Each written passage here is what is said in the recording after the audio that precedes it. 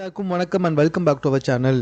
விஜய் அவர்கள் மதுரை மாநாட்டில் திடீர்னு விஜயகாந்தை பற்றி பேசியிருந்தார். அண்ணன் அப்படின்லாம் சொல்லியிருந்தார். இது குறித்து பிரேமலதா விஜயகாந்த் அவர்கள் நேற்று பத்திரிகையாளர் சந்திப்பில் பேசும்பொழுது விஜயை பயங்கரமாக தாக்கி பேசியிருக்காங்க. அதாவது விஜயகாந்த் அவர்கள் உயிரோடு இருக்க வரைக்கும் எந்த ஒரு விஷயத்துக்குமே வரவே இல்லை. அவ்வளோ ஏன் அவர் கட்சி தொடங்கும் போது கூட அவருக்கு ஆதரவாக எந்த ஒரு விஷயத்தையும் பேசல, வாழ்த்துக்கள் கூட தெரிவிக்கல. அப்படி இருக்கும்போது திடீர்னு நேற்று எதற்காக விஜய் விஜயகாந்தோடைய பெயரை உச்சரிக்கணும், அண்ணா அண்ணா அப்படின்னு சொல்லணும். அவர் அண்ணான்னு சொல்றதுனால நாங்கள் தம்பின்னு சொல்கிறோம், அவ்வளோதான். மற்றபடி விஜயகாந்துடைய புகழுக்கும் விஜய்க்கும் எந்த ஒரு சம்மந்தமும் கிடையாது.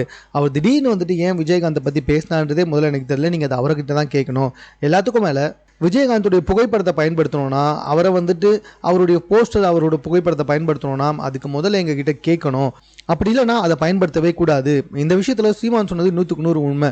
விஜயகாந்த் அவர்கள் உயிரோடு இருக்கும்போது விஜய் பார்க்கவே இல்லை. இப்போ அரசியலுக்கு வந்ததுக்கப்புறம் எதுக்காக விஜயை பற்றி பேசிக்கிட்டு இருக்காரு அப்படின்னு இந்த விஷயத்தை பற்றி சீமான் பேசுனது 100% சரி அப்படின்ற மாதிரி சொல்லி பிரேமலதா விஜயகாந்த் பத்திரிகையாளர் சந்திப்பில் சொல்லியிருக்காங்க.